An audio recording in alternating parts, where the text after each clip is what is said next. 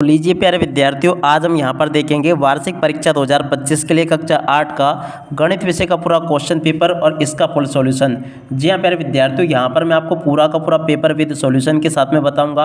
और अगर प्यारे विद्यार्थियों आप लोग कक्षा 8 के गणित के साथ साथ में सभी विषय के पेपर पाना चाहते हो तो जल्दी से जल्दी हमारे यूट्यूब चैनल को सब्सक्राइब जरूर कर लो, क्योंकि देखिएगा एकमात्र इसी चैनल पर आपको वार्षिक परीक्षा 2025 के लिए कक्षा 8 के गणित के साथ साथ में आपको समस्त विषय के पेपर उपलब्ध करवाए जाएंगे। मगर इसके लिए आपको इस चैनल को सब्सक्राइब करना होगा, तभी जाके आपको समस्त विषय के पेपर मिल पाएंगे। अब चलो जल्दी से हम आगे बढ़ते हैं, इस पेपर को समझते हैं। देखिएगा पहला क्वेश्चन लिखा है, परिमेय संख्याएं निम्न में से किस संक्रिया के लिए समृद्ध नहीं है। तो देखो इसका राइट आंसर आपका भाग आ जाएगा। और अगला क्वेश्चन पढ़ते हैं, एक चर वाला रैखिक समीकरण है। तो देखो इसका राइट आंसर ए नंबर का आ जाएगा। और अब अगला क्वेश्चन, किसी बहुभुज में बाह्य कोणों की माप का योग होता है। तो देखिएगा प्यारे विद्यार्थियों, यहाँ से आपको प्रश्न नंबर 3 पूछा गया है। तो देखिएगा प्यारे विद्यार्थियों, इसका राइट आंसर आपका आ जाएगा 360 डिग्री। और इसके बाद में देखो अगला क्वेश्चन, 2 की घात 2 प्लस 5 की घात 2 का मान होगा। तो देखो प्यारे विद्यार्थियों, यहाँ से आपको ये बताना है 2 की घात 2 और प्लस 5 की घात 2 का मान कितना होगा। तो देखिएगा प्यारे विद्यार्थियों, यहाँ से आपको इस क्वेश्चन के आंसर को यहाँ से लिख लेना है।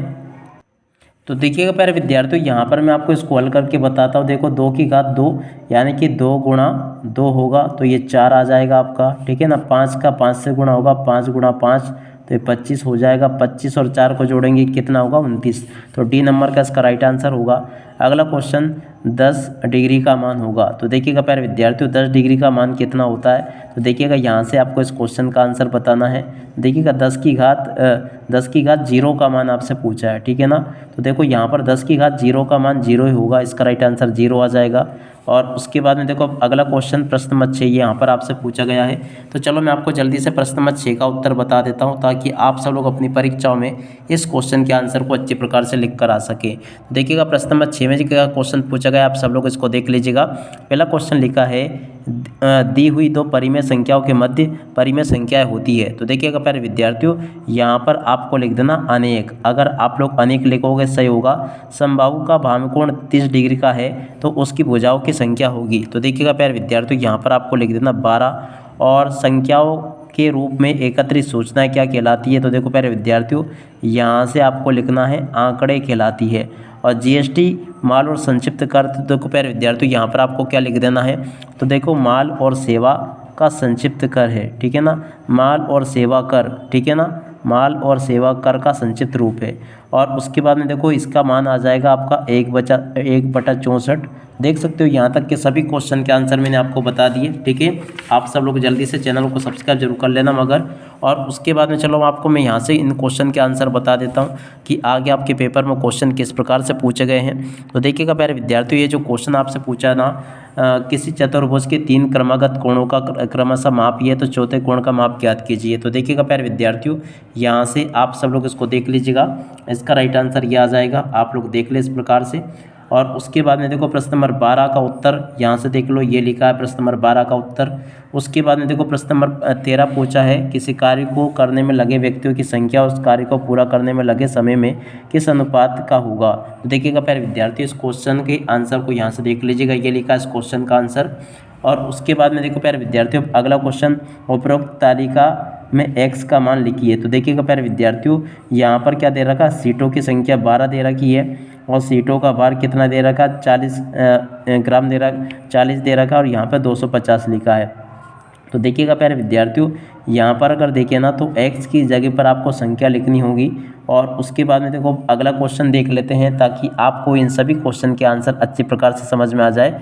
देखो सीटों की संख्या तो ये लिखी है और सीटों का भार ये यहाँ पर आपको दिया गया, ठीक है ना। तो यहाँ पर आपको प्यारे विद्यार्थी इस प्रकार से यहाँ पर संख्या भरनी होगी, इसको समझकर। अब चले गए, इसके बाद में हम आगे बढ़ते हैं, अगले क्वेश्चन को देखते हैं। तो देखो प्रश्न नंबर 15 जो लिखा आना है, ऊर्ध्व तिर्यक के प्रयोग से आपको प्रश्न नंबर 15 का उत्तर लाना है। तो चलो मैं आपको इस क्वेश्चन नंबर 15 का उत्तर बता देता हूं।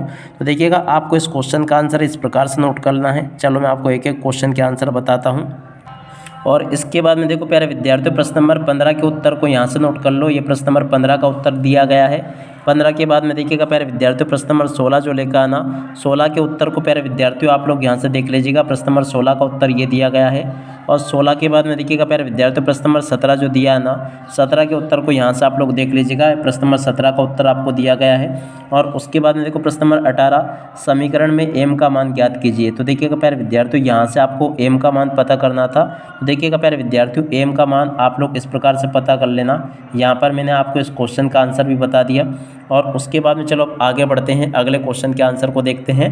देखो प्रश्न नंबर यहाँ पर आपसे पूछा गया है प्रश्न नंबर 19, यदि एक पासे को एक बार फेंके तो परिणाम 2 प्राप्त करने की प्रायिकता क्या होगी। प्रश्न नंबर 19। देखो प्यारे विद्यार्थियों प्रश्न नंबर 19 के उत्तर को यहाँ से देख कर लिख दो। ये प्रश्न नंबर 19 का उत्तर लिखा है। और उसके बाद में देखो प्रश्न नंबर 20, 1764 का वर्गमूल ज्ञात कीजिए। तो देखो 1764 का वर्गमूल कितना होगा, 42 होगा। और उसके बाद में देखो अगला क्वेश्चन 21वां, यदि किसी घन की एक भुजा की माप 9 सेंटीमीटर है तो उस घन का आयतन क्या होगा। प्रश्न नंबर 21।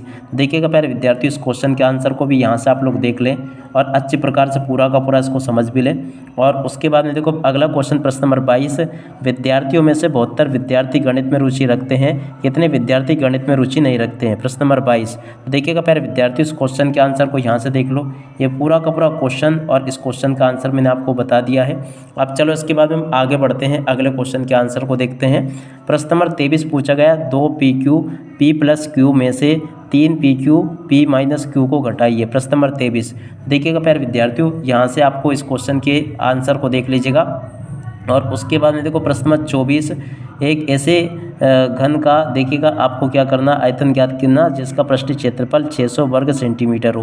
तो देखिएगा प्यारे विद्यार्थियों इसको आप लोग यहाँ से देख लीजिएगा, एक ऐसे घन का आयतन ज्ञात करना जिसका पृष्ठीय क्षेत्रफल कितना हो, 600 वर्ग सेंटीमीटर। ये आप लोग करके देख लेना, इसका उत्तर नहीं मिल पाया। प्रश्न नंबर 25 जो पूछा गया ना, 25 के उत्तर को आप लोग देख लीजिएगा, इसको भी आप लोगों को हल कर लेना है।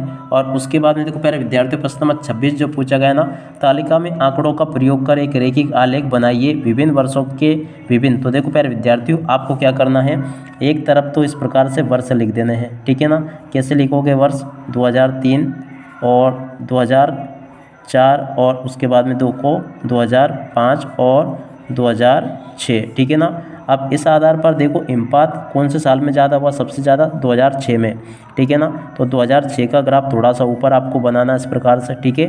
और उसके बाद में देखो उससे कम कब हुआ, तो देखो हिमपात कितने दिन हुआ, तो देखो इससे कम हुआ 2010 में, है ना, 2004 में 10 दिन। तो देखो 10 दिन का 2012 से थोड़ा सा नीचे बनेगा ये, ठीक है ना, इस प्रकार से।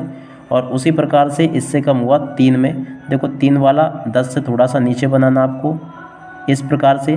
और उसके बाद में देखो 8 के बाद में 3 वाला, और 8 के बाद में देखो इससे कम वाला बनेगा तुम्हारा कौन सा, 2005 वाला। ये 5 पर आपको पहुंचना, ठीक है ना। इस प्रकार से आपको अच्छे प्रकार से यहाँ पर ये ग्राफ बनाना होगा, तो इसका पूरा अंक आपको दिया जाएगा। और देखिएगा प्यारे विद्यार्थियों आप सब लोगों से रिक्वेस्ट है कि आप लोग जल्दी से चैनल को सब्सक्राइब जरूर कर लें, ताकि आप सब लोग अपनी वार्षिक परीक्षाओं के पेपर के माध्यम से अच्छी प्रकार से तैयारी कर सकें। अब इसी के साथ में इस वीडियो को यहीं पर पूरा करते हैं। नमस्कार, जय हिंद, जय भारत।